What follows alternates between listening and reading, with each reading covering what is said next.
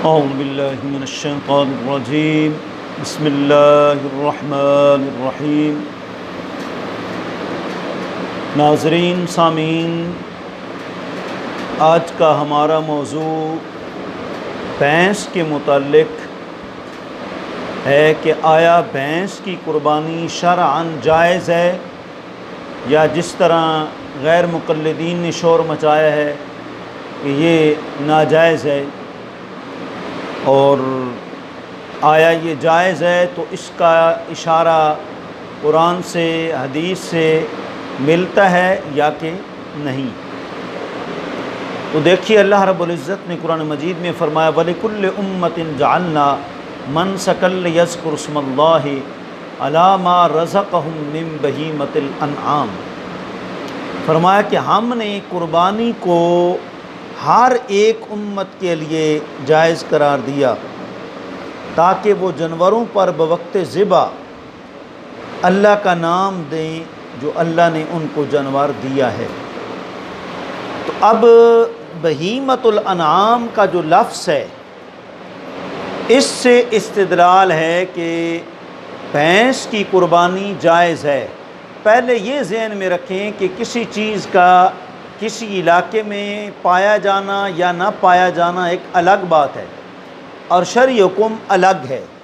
دیکھیں، اس کی بڑی مثال آقا علیہ السلام کے زمانہ اقدس میں گو ہے۔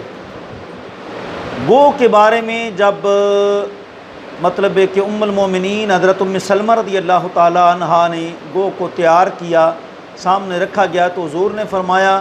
کہ میں نہ اس کو کھاتا ہوں نہ میں اس کو حرام قرار دیتا ہوں، لیکن یہ ہمارے علاقے میں جو ہے وہ نہیں پائی جاتی۔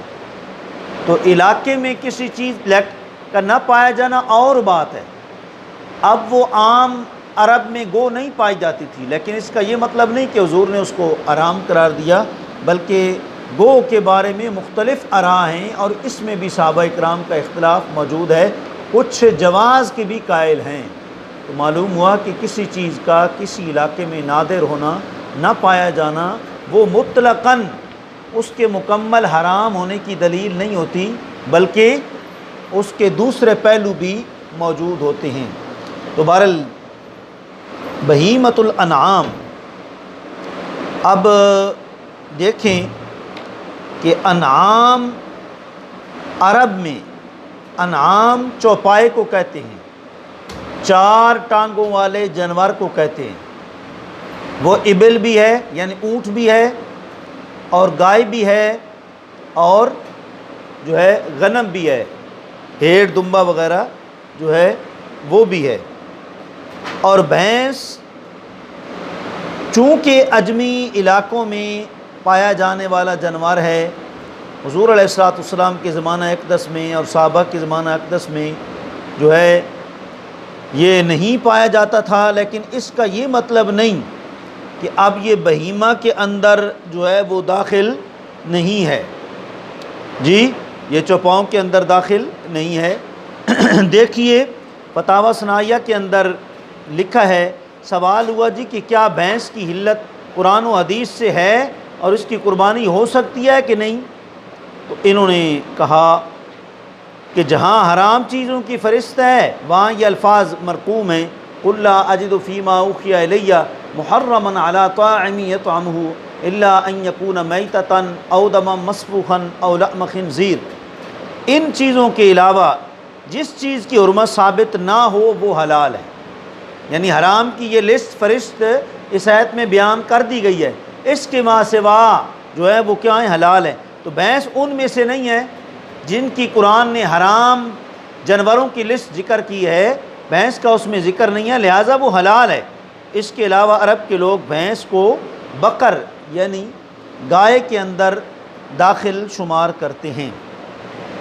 جی تو لہٰذا اس سے ثابت ہو گیا کہ جو بھینس ہے یہ جو ہے اس کی قربانی جائز ہے۔ اور مزید دیکھیں المدونۃ الکبریٰ پہلی جلد صفحہ 311 پر، اور اسی طرح فتاوی علماء حدیث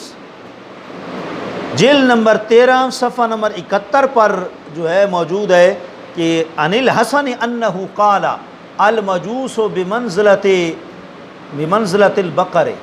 کہ حضرت حسن بصری رضی اللہ تعالیٰ عنہ فرماتے ہیں کہ جو جاموس ہے، جو بھینس ہے، یہ قائم مقام گائے کے ہے۔ اور حضرت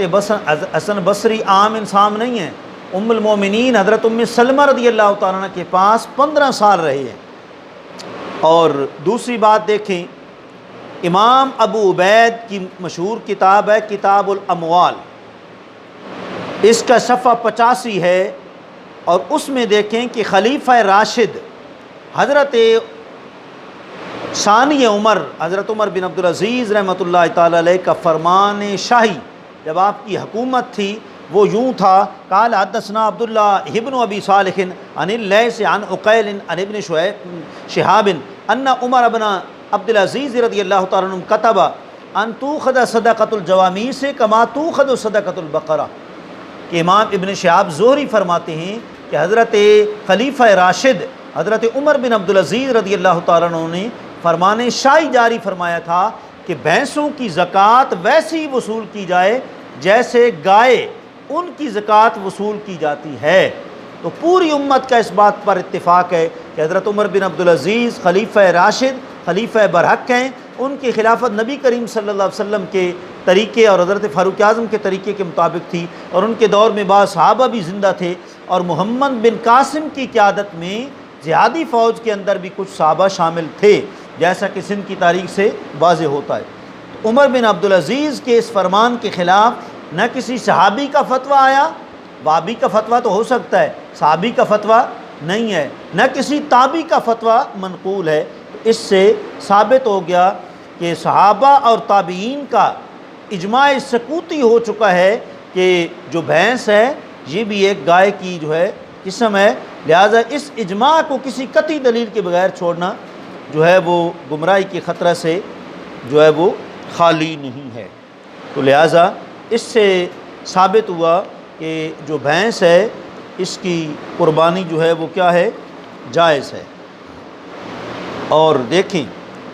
کتاب المبسوط امام سرخسی کی جو 30 جلدوں میں ہے، اس کی دوسری جلد کے صفحہ 183 پر موجود ہے، فَإِنِ اخْتَلَطَ الْمَعْزُ بِالضَّأْنِ فَلَا خِلَافَ أَنَّ انصاب البعض يُكْمَلُ بِبَعْضٍ ثُمَّ لَا يُؤْخَذُ إِلَّا الْوَسْطُ عِنْدَنَا وَكَذَلِكَ الْبَقَرُ مَعَ الْجَامُوس۔ علامہ شمس العلماء سرخسی فرماتے ہیں اگر کسی کے پاس بھیڑ بکریاں ملی جلی ہوں تو اس میں کوئی اختلاف نہیں ہے کہ ایک جنس کا نصاب دوسری جنس سے مکمل کیا جائے گا، پھر ہمارے ہاں صرف درمیانہ جانور ہی زکوٰۃ میں لیا جائے گا۔ اسی طرح گائے کے ساتھ بھینس کا جو ہے وہ معاملہ ہے۔ اور دیکھیں الہدایہ کتاب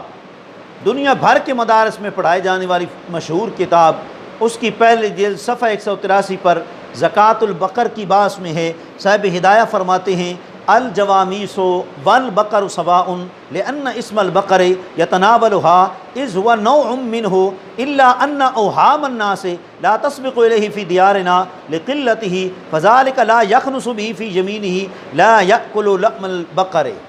صاحب ہدایہ فرماتے ہیں کہ بھینس اور گائے دونوں برابر ہیں،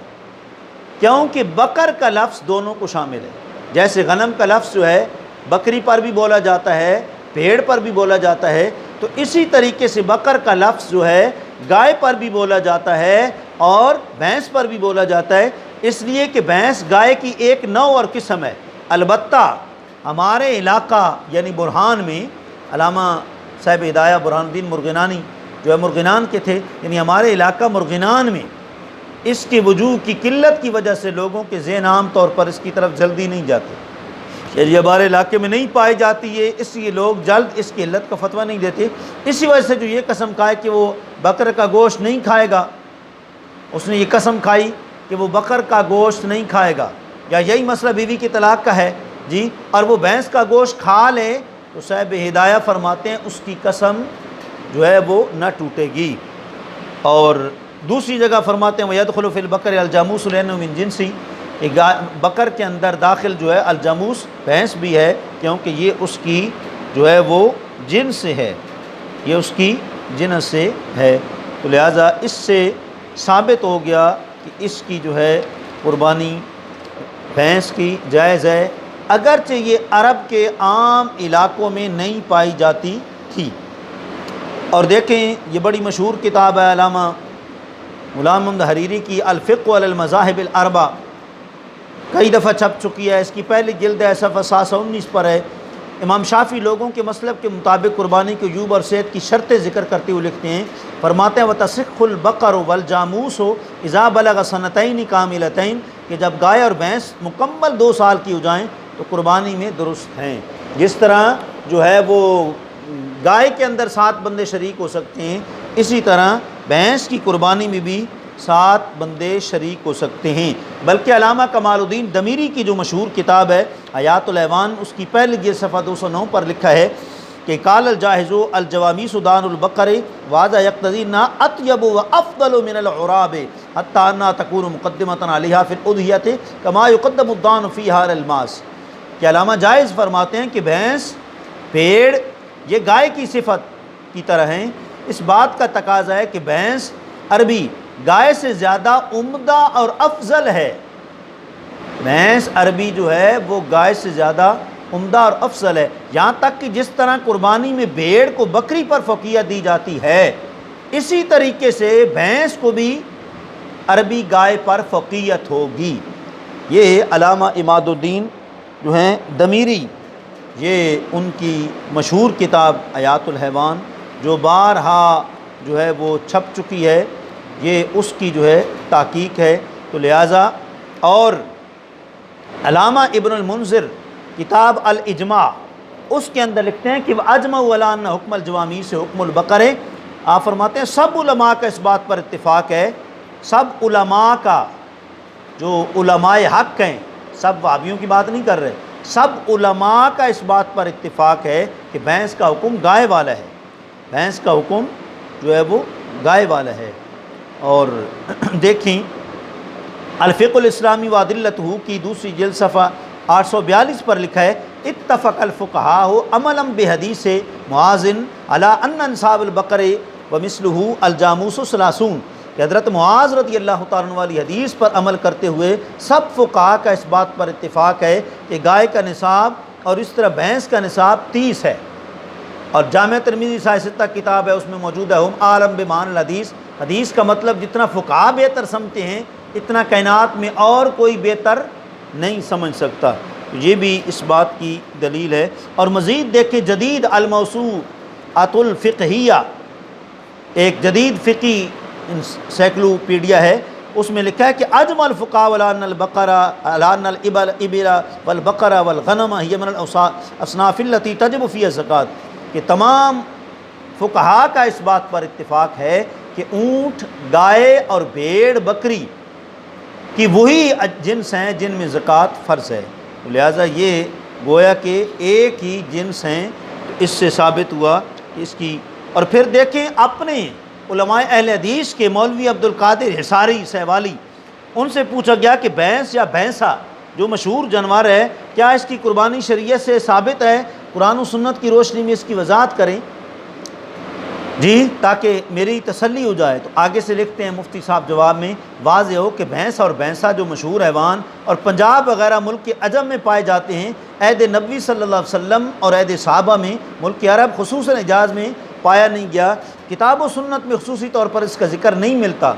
یہ ملک عجم کی پیداوار ہے، اس لیے اس کا نام معرب عربی میں بنا ہوا جاموس ہے جی۔ اور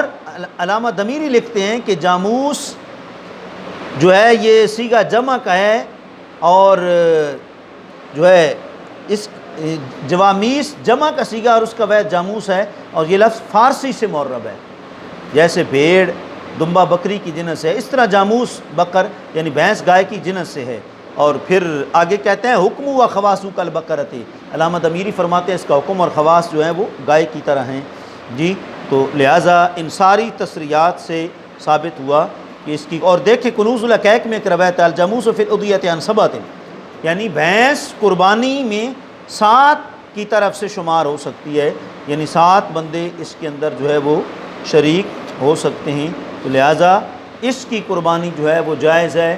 جیسے کہ جاری ہے، امت مسلمہ کر رہی ہے، اللہ کریم جو ہے بدعقیدہ کو بھی ہدایت عطا فرمائے۔ وآخر دعوانا ان الحمد للہ رب العالمین۔